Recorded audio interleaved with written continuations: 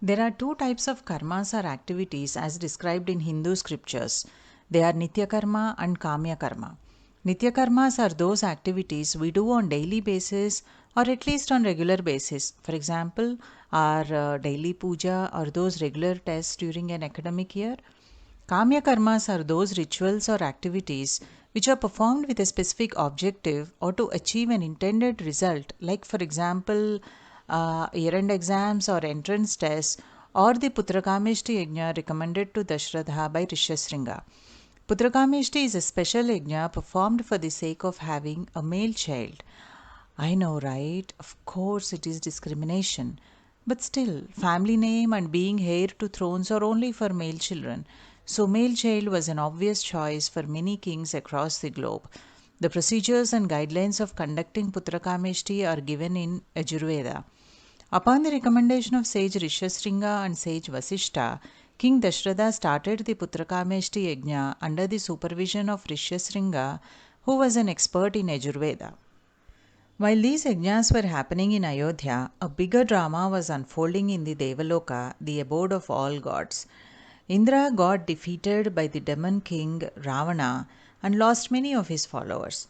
Feeling very dissatisfied and angry, Indra, along with all the gods, went to Lord Brahma, who was supposed to be the eldest of all gods, and requested him thus: O great one, with the boons you have showered on Ravana, he became very powerful and unstoppable. He is tormenting all the living things in the world, and we are not able to stop him. Please give your valuable advice as to how he can be stopped and save the world from his torture.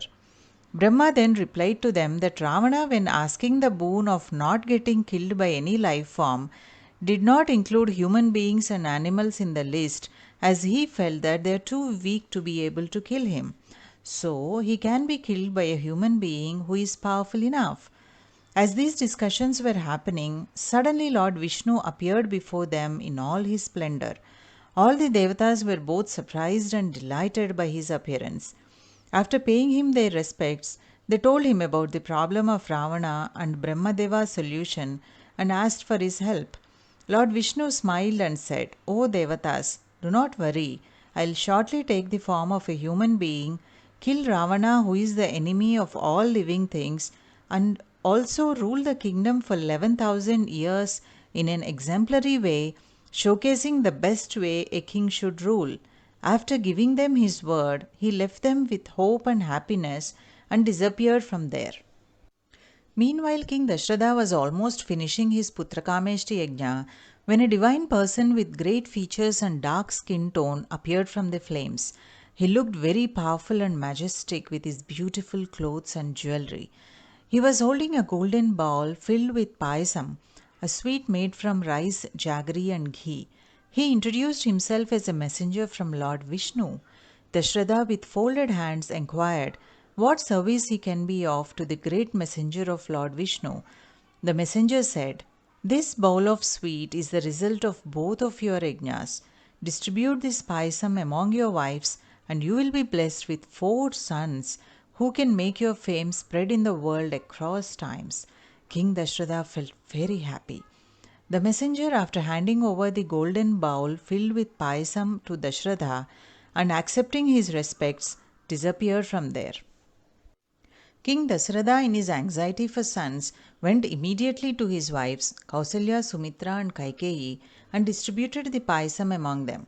He asked his chief queen Kausalya to take half of the payasam and gave a half of what remained to Sumitra. Half of what was then left was given to Kaikeyi, and what remained was again given to Sumitra. The queens consumed the payasam with devotion and confidence that they will be blessed with sons very soon. Lord Vishnu entered their wombs to be born after the full term as their much awaited sons. At the end of Putrakameshti, everyone left for their homes satisfied that the yajnas were successfully completed and their objective was met. When this happened, Lord Brahma assembled all gods and told them to be born on earth to help Lord Vishnu in his avatar. He said, Your progeny should be in the form of animals but should be very intelligent and efficient in using weapons. They should be able to adjust their forms as per the requirement and should be enlightened. They should be brave, powerful, and filled with valor. Their purpose will be to help Lord Vishnu in his birth as Rama in killing Ravana. As per Lord Brahma's advice, Vali by Indra, Sugriva from sun god, Hanumanta by god of wind, Tara by Brihaspati were born along with thousands of others to help Lord Vishnu on this earth. These took the form of monkeys and bears. They were very strong, powerful, and intelligent.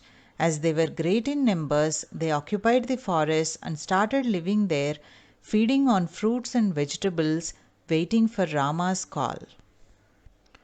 After a full term of 12 months, Kausalya was blessed with a son on the Navami or the ninth day of the month of Chaitra during the Shukla Paksha or the waxing phase of the moon.